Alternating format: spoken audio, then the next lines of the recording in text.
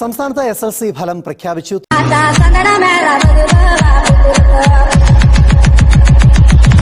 SSLC regular പരീക്ഷ എഴുതിയ വിദ്യാർത്ഥികളുടെ എണ്ണം